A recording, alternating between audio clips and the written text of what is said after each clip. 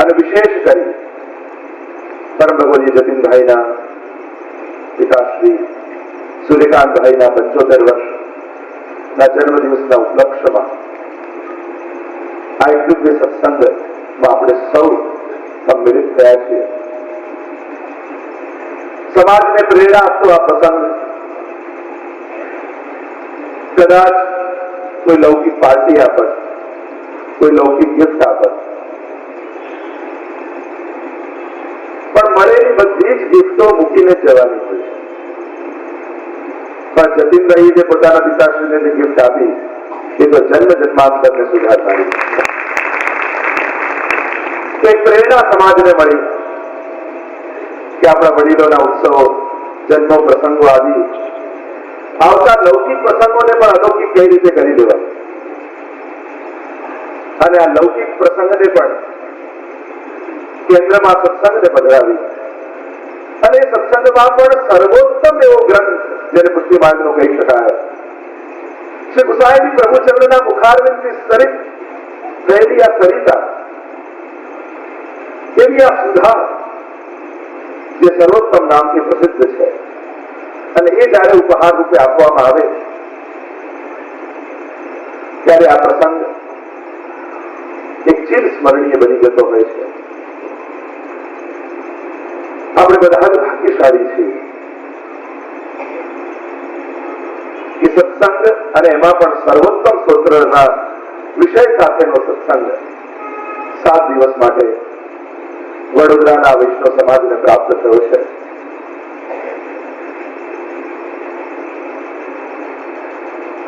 વ્યક્તિગત જો વાત કરું તો વ્યક્તિગત રૂપે જે સ્તોત્ર સાથે મને વધારે લગાવ છે કે જેની સાથે એકાત્મતા કરી શક્યા છીએ, યા જેને ગાન કરતા કરતા અનુભવવાનો પ્રયાસ કર્યો છે, એવા સર્વોત્તમ સ્તોત્ર. 1 વર્ષ અગાઉ જયારે ભાગવત સપ્તાહ વડોદરાના આંગણે ચાલી રહી હતી, અચાનક જ જતીનભાઈ મળવા આવ્યા, પોતાના મનની વાત પ્રસ્તુત કરી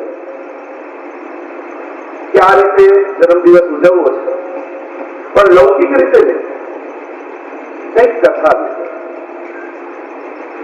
તો અગાઉથી કથાઓ, યાત્રાઓ ને બધું લખી હતું, પણ એમણે જયારે વાત કરી કે કથા તો ખરી, પણ સર્વોત્તમ સ્તોત્ર ઉપર ગાથા ગાવી, એનું શ્રવણ કરવું છે.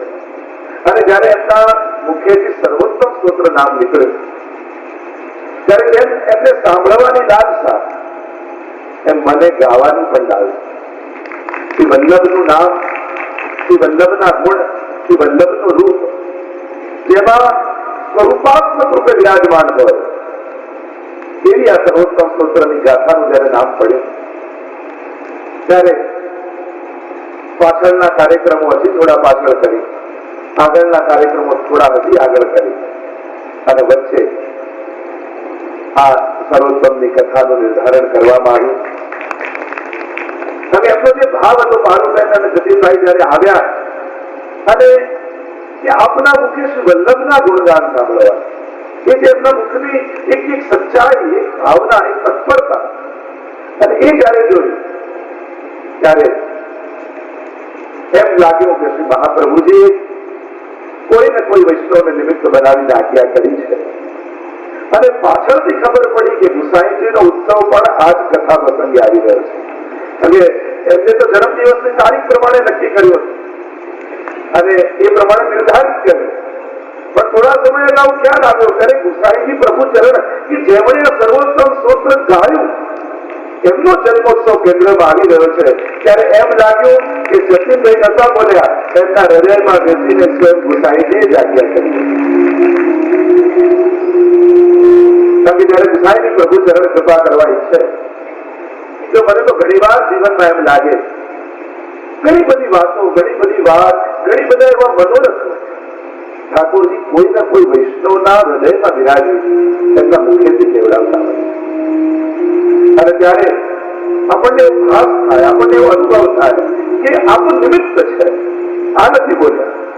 એમના હૃદયમાં વિરાજમાન થઈને મહાપ્રભુજીને ગુસાઈજી બોલ્યા છે.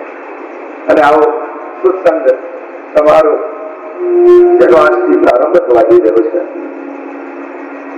ભાગ્યશાળી છો આપ લોકો કે તમે સર્વોત્તમ સ્તોત્રની ગાથા શ્રવણ કરવા માટે અહીંયા ઉપસ્થિત છો. મહાભાગી છો, કારણ કે આ ગાથા એવી છે કે કેવલ વૈષ્ણવ લાલાયિત નથી રહેતો, આ ગાથાને શ્રવણ કરવા માટે સ્વયં ગોવર્ધનનાથજી પણ લાલાયિત રહે છે. એવી આ ગાથા છે. મરસનાથજી બાબાને સૌથી અધિક પ્રિય હોય એ વલ્લભનું નામ છે. અને જે જીવ ઉપર ઠાકોરજીને અતિશય વાત આવે છે, એમ થાય કે આને હું શું આપું, આના ઉપર હું બહુ રાજી છું.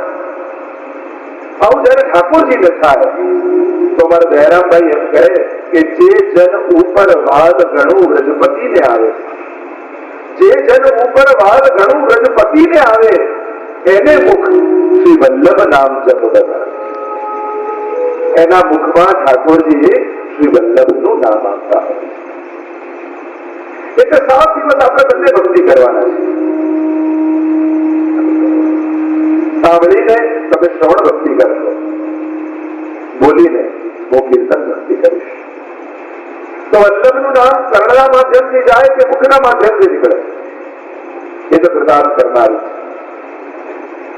શ્રી વલ્લભનું નામ એવું દિવ્ય છે કે અમારા દયારામભાઈ તો કહે અષ્ટાક્ષર પંચાક્ષર સર્વ ગ્રંથ સહિત શ્રી વલ્લભના નામમાં એ છે પૂર્ણ પ્રતીક. તમે શ્રી વલ્લભનું નામ બોલો ને, તેમાં અષ્ટાક્ષર મંત્ર આવી જાય, પંચાક્ષર મંત્ર આવી જાય અને સર્વ ગ્રંથો એમાં સમાહિત થઈ જાય. શ્રી વલ્લભ કરનું કહા બઢાય, જાકે રોમ રોમ પ્રતિ પ્રગટિત કોટી ગોવર્ધન જાય. નાથ દ્વારા જઈને દર્શન કરો ને તો એક શ્રીનાથજીના દર્શન થાય, પણ ચંપારણ જઈને વલ્લભના દર્શન કરો તેમના રોમ રોમમાં કરોડો ગોવર્ધનનાથના દર્શન થાય. શ્રી વલ્લભની ગાથા તો છે, પણ કયા વલ્લભ? જેમ ઠાકોરજી કૃષ્ણ એ જ છે, પણ કયા કૃષ્ણના તમે ઉપાસક છો? પૂછવામાં આવે કે વ્રજના વ્રજેશ નંદાલયમાં યશોદાજીની ગોદમાં ખેલતા ઠાકોરજી એ સખાઓની સાથે માખણ ચોરી કરવાની સેવાની સેવા કરજો. તમને આવો ભવ્ય દિવ્ય અલૌકિક કલાત્મક ક્યાંય જોવાય, જ્યાં દરેક કલાઓનો સમન્વય કરવામાં આવ્યો એવી દિવ્યતા તમને કોઈ ક્યાંય નહીં મળે. ગૌરવ લેવા જેવી બાબત આપણી આચાર્ય તરફ પડે. 17 પેઢીઓ આજે થઈ, આજે પણ એ જ મહાપ્રભુજીની આજ્ઞા અને પરંપરાને 17 પેઢીઓ સુધી નિભાવવામાં આવી. કેવા કેવા મહાન આચાર્યો આપણે ત્યાં ગયા, મહાપ્રભુજીને લઈ ગુસાઈજી, ગોપીનાથજી, સાથે લાલજીથી લઈ હરિરાયજી લઈ આજે તમે એક પેઢી જોવા જાવ તો કેવા પ્રતાપ્યા હતા.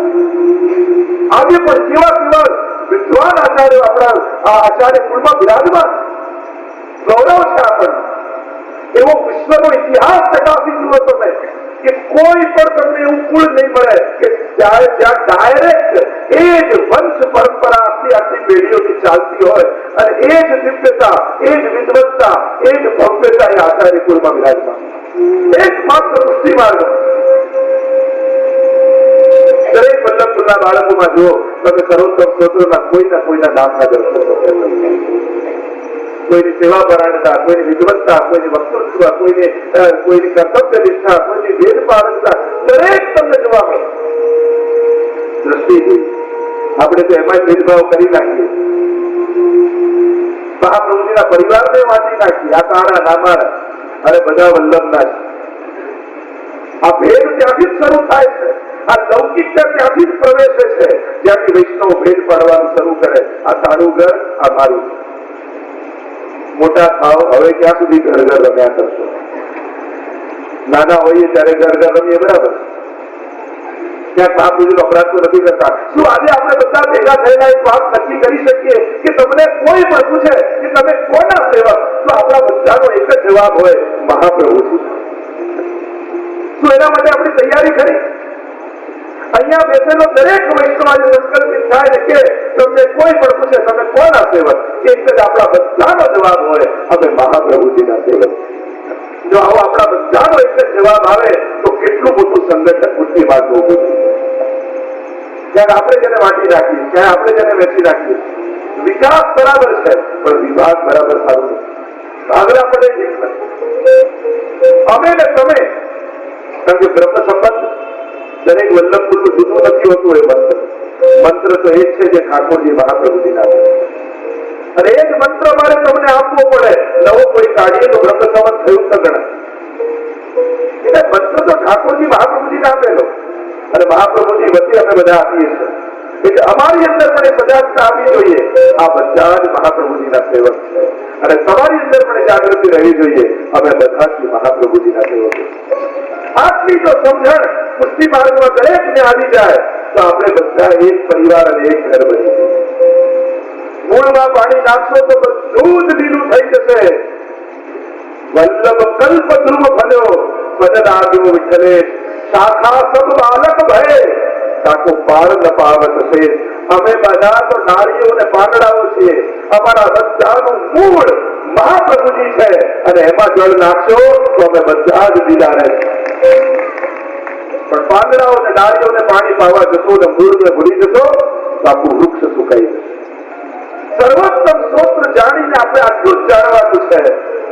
પછી દરેકમાં વલ્લભ જોવાની વાત, વલ્લભના સેવક બનવાની વાત. જે અમારી અંદર પડે આવે આ મારો સેવક. અરે મારો સેવક થયો ક્યાંથી? હું કોણ સેવક કરનાર? મેં તો મહાપ્રભુજીને જે ઠાકોરજી મંત્ર આપ્યો એ મહાપ્રભુજી વચ્ચે તમને આપ્યો છે. તમારા ગુરુ તો મહાપ્રભુજી છે અને એની વાત સાંઈજીએ કરી દીધી. સર્વોત્તમ સ્તોત્રમાં કહ્યું ગુરુવે નમઃ. ગુરુ એક જ છે પુષ્ટિ માર્ગમાં અને એ છે મહાપ્રભુ. જે સાંઈજીએ સર્વોત્તમ સ્તોત્રમાં સ્પષ્ટ કરી દીધું.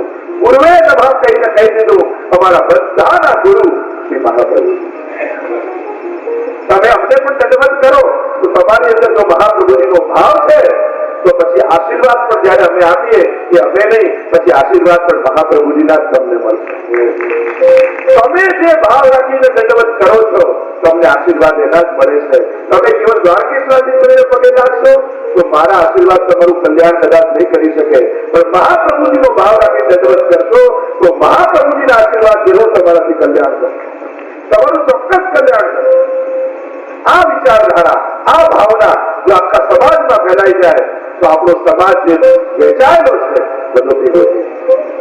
અને હવે આ વિચારધારાની જરૂર સાથે મળી વલ્લભના જવાબ વાત વૈષ્ણવી સૃષ્ટિ સમાજ સંગમિલ જીવન કો ફલવાઈ પાઈએ શ્રી વલ્લભ પ્રભુ કરુણા સાગર જગત ઉજાગર જાય.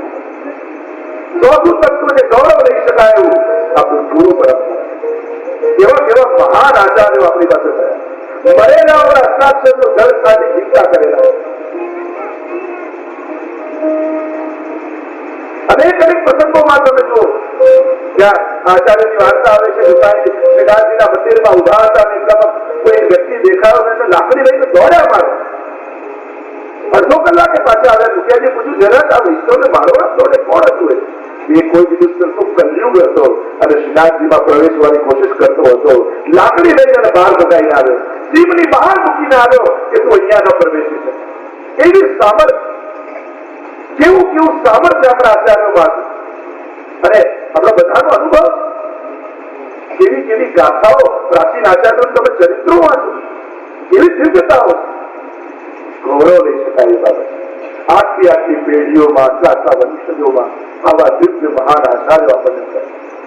અને પાંચમું ગૌરવ લઈ શકાય એ બાબત મારા વાલા વૈષ્ણવ. આ વૈષ્ણવ પર જેમ તમે આચાર્ય પર ગૌરવ લો છો એમ અમને અમારા પુષ્ટિ માર્ગી વૈષ્ણવ પર ગૌરવ. કેવી કેવી પરિસ્થિતિઓમાં રહ્યા, પોતાનો ધર્મ છોડ્યો નથી. અરે ગળું કાપી નાખીશું કંઠી પહેરશો તો એવો બાદશાહના ફરમાનો જયારે પડ્યા ત્યારે વૈષ્ણવે કહ્યું ગળું કપાશે, કંઠી આ પડે નીચે પડી જશે, બાકી આ હાથની કંઠી નહીં નીકળે. આવા ગૌરવ સાથે જીવેલા આપણા વૈષ્ણવ.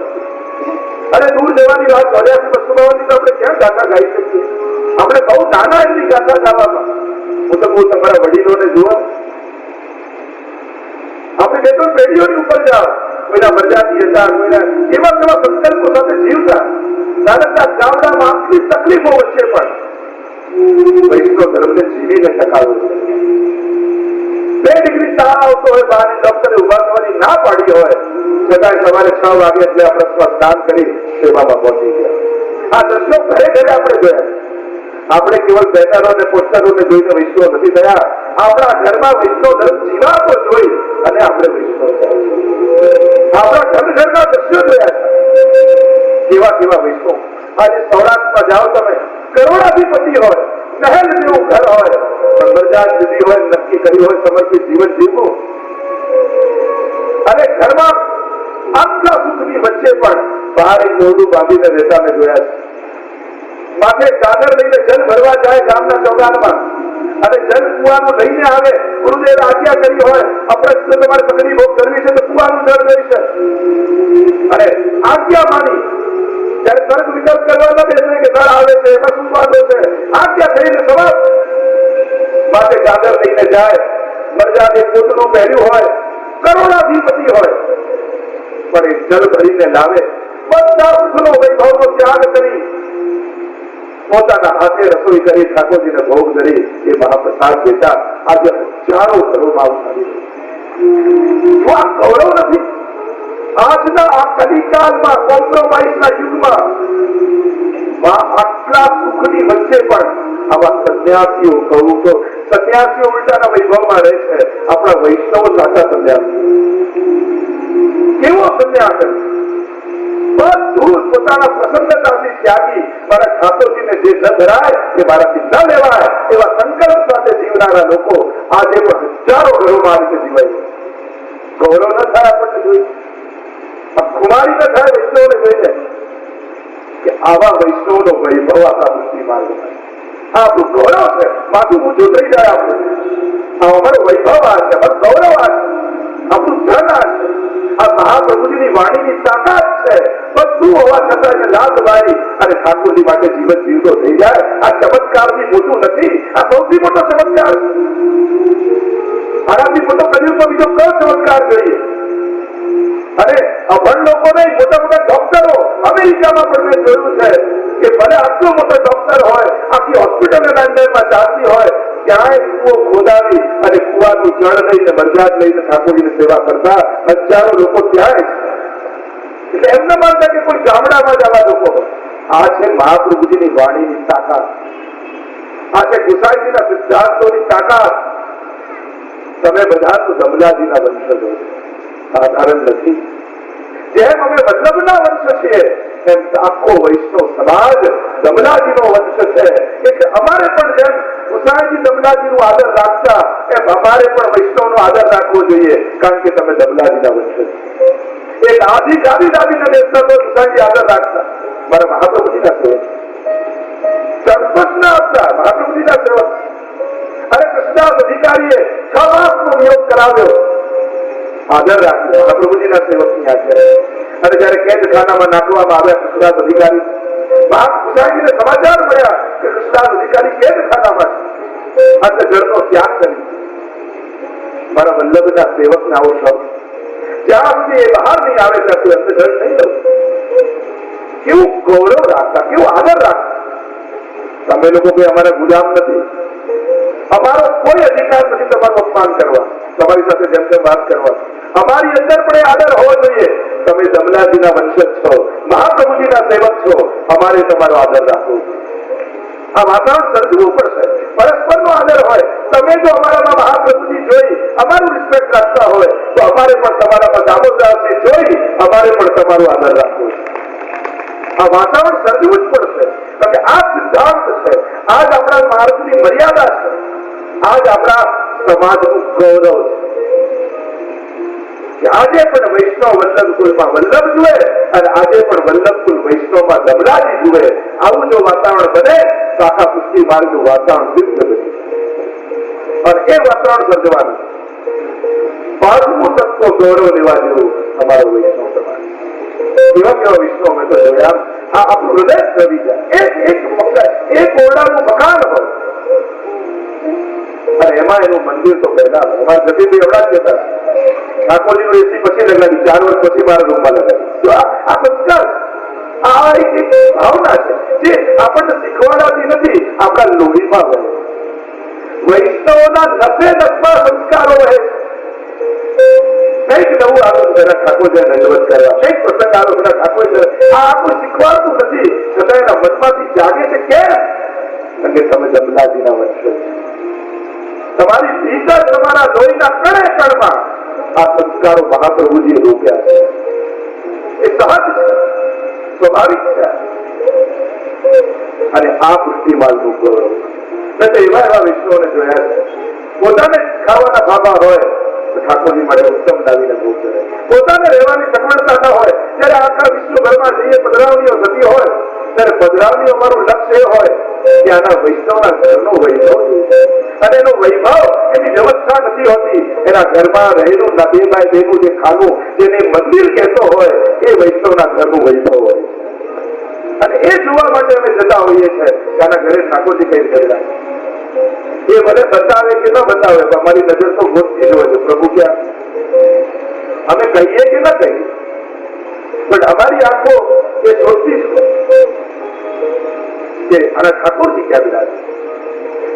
અહીંયા રહેલા દરેક વૈષ્ણવ કલ્યાણથી છેલ્લે સુધી જેટલા પણ બેઠા છે, આજે એક વાત સ્પષ્ટ કરી દઈએ, કોઈ પણ વૈષ્ણવનું ઘર પ્રભુ વગર ન હોવું જોઈએ.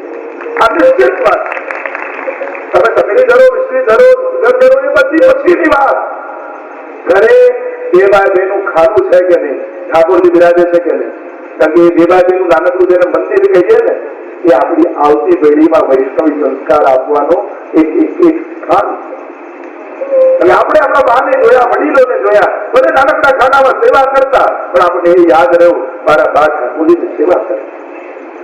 મંદિરો યાદ, મંદિરોની સાહિત્ય યાદ નથી રખાતી, એમાં બિરાજતા ઠાકોરજીઓ યાદ રખાય. વાર્તા સાહિત્યમાં તમે જુઓ કેવો વૈષ્ણવનો વૈભવ, એક ઝૂંપડું અને એક ઓરડાનું ઝૂંપડું, અને એને એમ થાય બસો બાવનની વાર્તામાં પ્રસંગ આવે, મારા ઠાકોરજી મારા એ ઓરડામાં બિરાજે, અને મારા ઠાકોરજી સુતા હોય, એને હું દાસ ભાવ કે મારાથી કેમ શું હોય, દાસ, હું તો સેવક. ઠાકોરજી છોડે છે તો મારાથી આને શું હોય, શું કરે? ઝૂંપડું બંધ કરી અને બહાર સુઈ. આ ભાવનો વૈભવ જુઓ તમે, આ મહાપ્રભુજીએ રોપેલા સંસ્કારો જુઓ. મારે ઠાકોરજી સુઈ રહ્યા છે, પડી રહ્યા છે, હું દાસ છું, મારાથી ઓરડામાં કશું હું બહાર. એકવાર એટલો વરસાદ પડ્યો, પણ પેલો ઠંડમાં ઠઠરતો રહ્યો, બીજાતો રહ્યો, પણ મારા ઠાકોરજી પડે છે, મારાથી અંદર ન જવાય, આ વિચાર કરતા કરતા પલડી રહ્યો છે, અને ત્યાં ઠાકોરજીની નીંદ તૂટી. મારો વૈષ્ણવ મારા સુખનો વિચાર કરી બહાર ઝૂંપડાની બહાર પલડી રહ્યો છે, ઠંડીમાં ઠંડી રહ્યો છે, અને હું આરામથી પડી જાઉં સંભવ નથી. જો આ પુષ્ટિ માર્ગની પ્રભુ સાથેની આત્મીયતા જુઓ, આપણો વૈભવ જુઓ. ઠાકોરજી દરવાજો ખોલ્યો અને વૈષ્ણવને કહ્યું અંદર આવી જા, તું પરણતો હોય તો મને ઊંઘ નથી આવતી. આ આત્મીયતા, આ ગૌરવ પુષ્ટિ માર્ગ, આ વૈભવ પુષ્ટિ માર્ગ. એટલે પાંચમું તત્વ ગૌરવ લેવા જેવું કોઈ હોય તો આપણા વૈષ્ણવ સમાજ. અમને ગૌરવ છે અમારા વૈષ્ણવ સમાજમાં. ત્યાં કેટલી વિપરીતતામાં પણ ઠાકોરજીના સુખ વિચારવાનું છોડતા નથી.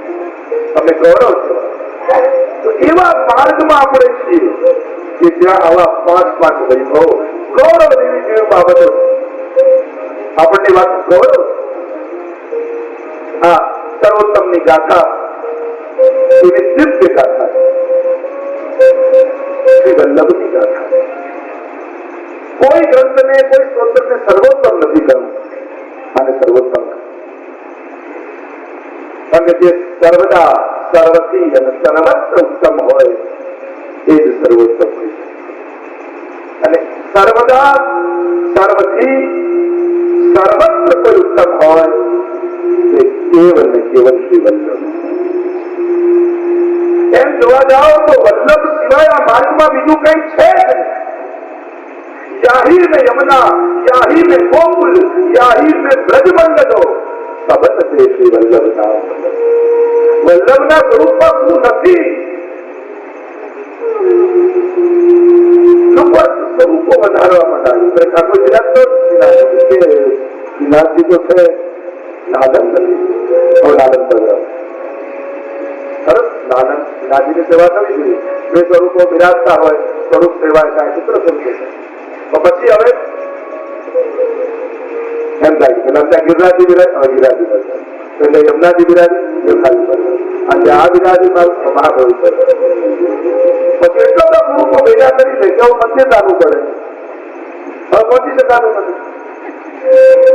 જે સ્વરૂપની સેવા કરો છો એમાં એટલી નિષ્ઠા વધારી દો. તમારી સ્વરૂપો બહુ ના વધારો, નિષ્ઠા એટલી વધારી દો કે જે દિવસે મહાપ્રભુજીનો ભાવ આવ્યો હોય એ દિવસે લાલનના મુખારવિંદમાં મહાપ્રભુજીના દર્શન થાય. જે દિવસે યમુનાજીના ભાવ આવેશ હોય એ દિવસે લાલનના મુખારવિંદમાં યમુનાજીના દર્શન થાય. જે દિવસે ગિરિરાજજીનો ભાવ આવેશ હોય એ દિવસે લાલનના મુખારવિંદમાં ગિરિરાજજીનો ભાવ. આ સ્વરૂપ નિષ્ઠા આપણા ભગવતીઓને કેવી નિષ્ઠા શ્રી વલ્લભના સ્વરૂપમાં છે.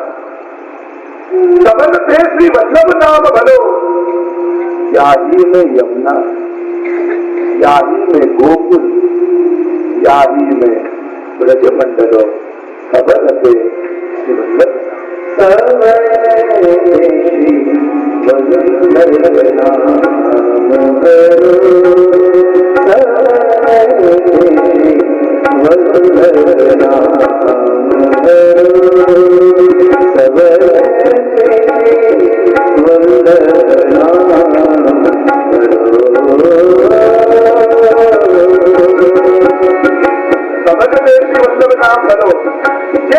अलौकिक स्वरूपो है ये बच्चा श्री वल्लभ में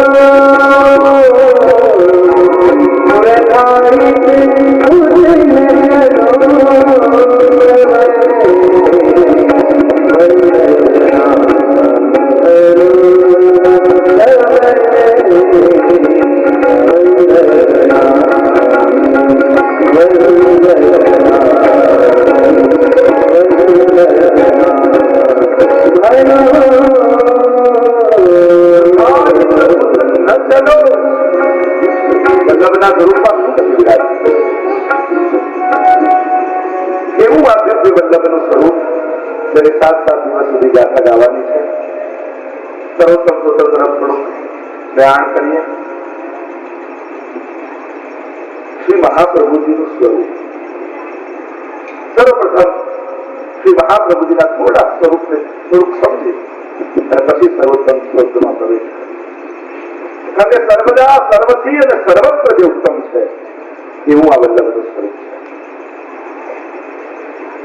પ્રાય બે સ્વરૂપ શ્રી વલ્લભના आदि दैविक स्वरूप है. एक अग्नि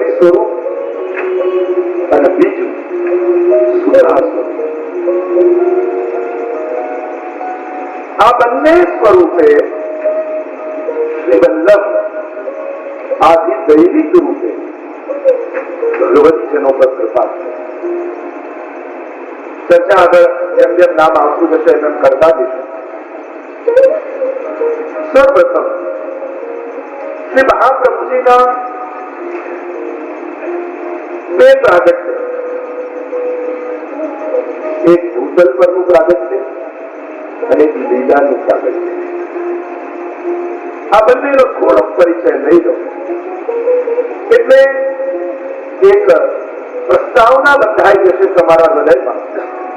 આ અગ્નિ સ્વરૂપ અને સુધા સ્વરૂપને સમજવા. કારણ કે આ બંને સ્વરૂપો જે છે એ રસરૂપ છે.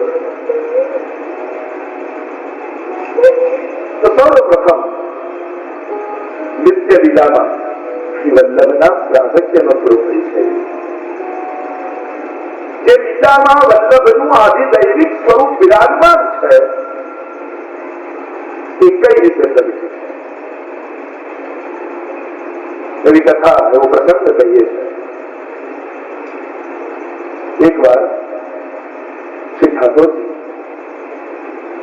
કુંજમાં એકલા બિરાજેલા અને એકલા બિરાજતા બિરાજતા આપશ્રીને સ્વામીજીનું સ્મરણ થયા અને સ્વામીજીનું સ્મરણ થતા રાધા રાધા રાધા રાધા ઉચ્ચારણ કરતા કરતા કરતા કરતા રોમ રોમમાં સ્વામીજી વ્યાપી ગયા.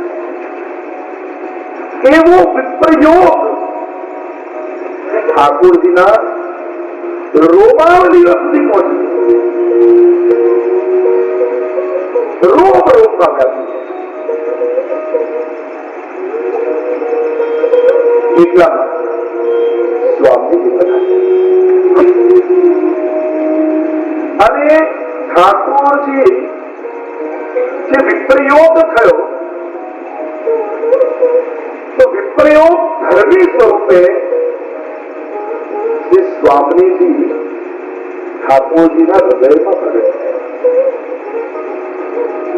અને એટલામાં સ્વામીજી પધાર્યા અને સ્વામીજીએ જોયું કે ઠાકોરજીની ગોદમાં કોઈ ગોપી વિરાજી હતું. પોતાનું સ્વરૂપ જે વિપ્રયોગમાં ધર્મી સ્વરૂપ પ્રગટ થાય એ સ્વરૂપ પ્રગટ થયું. એની પછી તમને થોડી સમજૂતી આપીશ વિપ્રયોગ ધર્મી સ્વરૂપ એટલે શું. અને સ્વામીજીને એમ થયું કે ઠાકોરજીની ગોદમાં કોઈ ગોપી વિરાજી. રિસાઈ ગયા, માન પ્રગટ્યું, નારાજ થઈ ગયા. જાઓ પ્રભુ, આજ પછી આપની સાથે ક્યારે વાત નહીં કરું. હું આપનું સ્મરણ કરતી કરતી આપને મળવા આવી અને શું જોઉં છું આપના ગોદમાં તો બિરાજેલું. દૂરથી સ્વામીજીને એમ લાગ્યું કે બિરાજ પીઠ થઈને સ્વામીજી બિરાજી. ઠાકોરજીને થયું, અરે સ્વામીજી, આપનું કરતા કરતા એવો વિપ્રયોગ મને થયો, રોમ રોમમાં આપ વ્યાપી ગયા અને આપ મારાથી નારાજ થઈને માન કરીને બિરાજો છો. આપને કારણે તો હું કરી રહ્યો છું મારું રોમ રોમ, અને હવે મારાથી આપ માન કરો છો તો જાઓ, હું પણ આપણાથી નહીં બોલું. હું આપણાથી માન કરું છું અને પ્રભુ પણ પીઠ લઈને હું ફેરવીને બિરાજી. અહીંયા પીઠ લઈને બિરાજ્યા છે રિસાઈને માન ધરીને સ્વામીજી, અને અહીંયા રિસાઈને બિરાજ્યા છે ઠાકોર. બંને પ્રણ લીધું, આપનું મુખારવિંદ હવેથી નહીં, પણ બંનેની અંદર એવો એકબીજા માટેનો પ્રેમ છે કે એક ક્ષણ પણ જો મુખારવિંદ ન જુએ તો રોમ રોમમાં અગ્નિ વ્યાપી જાય. એકબીજા વગર રહી શકે એમ નથી, એવો એકબીજા માટેનો તાપ.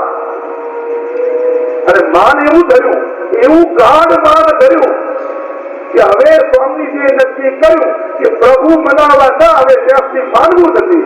અને અહીંયા ઠાકોરજીએ નક્કી કર્યું હવે સ્વામીજી મનાવવા ના આવે ત્યાંથી માનવું. અને બીજે રોજ તો કાંઈ એમ થતું કે સ્વામીજી કઈ દિશા અને ઠાકોરજી કઈ ને કઈ ઉપાય કરે, ક્યારેક મોર બને ને ક્યારેક કોઈ ખેલ કરે અને ઠાકોરજી સ્વામીજીને મનાવી લે. પણ આજે તો એવું ગાઢ બાર બંને થયું છે. સ્વામીજી કે પ્રભુ મનાવવા ના આવે તો માનું નહીં, ઠાકોરજી કે સ્વામીજી મનાવવા ના આવે તો માનું. અને બંનેના હૃદય કેવો વિપ્રયોગ છે. એક ક્ષણ જે એકબીજા વગર ન રહી શકે, એટલે આટલો સમય એકબીજાને જોયા વગર કાઢવો સંભવ નથી. આપણે તો કલ્પના ન કરી શકીએ વિપ્રયોગ, એવો વિપ્રયોગ. બંનેના હૃદયમાં ઠાકોરજી અને સ્વામીજીનો બંનેનો ભાવ બિરાજે. સ્વામીજીના હૃદયમાં પ્રભુનો સ્ત્રી ભાવ અને ભાવ, ઠાકોરજીના હૃદયમાં પુંભાવ અને સ્ત્રી ભાવ બંને ભાવ બિરાજે. ભોગતા ભાવ અને ભોગ્યા ભાવ, આનંદ આપવાનો ભાવ અને આનંદ લેવાનો સાધારણ શબ્દો. અને એવો પ્રયોગ થયો કે આ બંનેને કોઈ મનાવશે નહીં તો શું થશે? એ જ ક્ષણે સ્વામીજીના હૃદયમાં રહેલો પ્રભુનો મહાન અને એ જ ક્ષણે ઠાકોરજીના હૃદયમાં રહેલો સ્ત્રી ભાવ, સ્વામીજીનો ભાવ બહાર પડે. અને ત્રીજો સાક્ષી ભાવ આ બંનેની લીલાને જોનારો. કારણ કે જ્યાં સુધી દ્રષ્ટા ન હોય ત્યાં સુધી ક્રિયા પર સંપૂર્ણ આનંદ આપતી